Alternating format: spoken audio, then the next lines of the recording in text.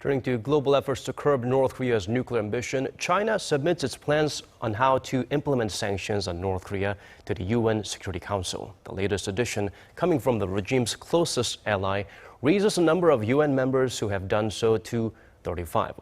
Kwon Soa has the details. China has shown its commitment to tightening the screw on North Korea. A South Korean government official says Beijing recently submitted its sanctions implementation plan to the UN Security Council.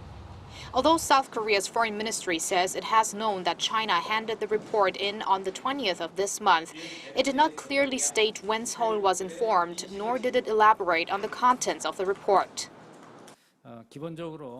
Before the relevant country or the UN Secretariat publishes a member's implementation report, fundamentally, it's not for a third country to confirm it or mention it in public. China seems to be taking more responsibility than in the past for punishing its ally for flouting its international obligations. It took 7 months for China to submit its plans for a resolution on North Korea in 2013.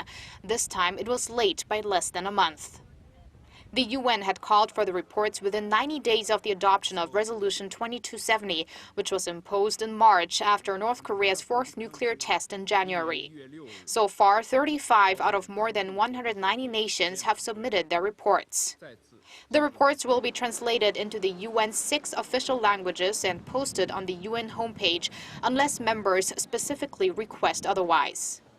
In line with this, South Korea, the US, and Japan will host an international meeting on the challenges ahead regarding Resolution 2270 at the UN headquarters in New York on Thursday. Seoul's foreign ministry says the meeting will be a way to discuss making the sanctions more effective, as well as analyzing each by field, be it travel bans, asset freezes, or blocking weapons of mass destruction development.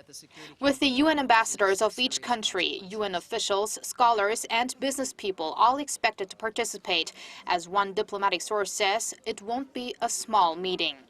Kwon Soa, Arirang News.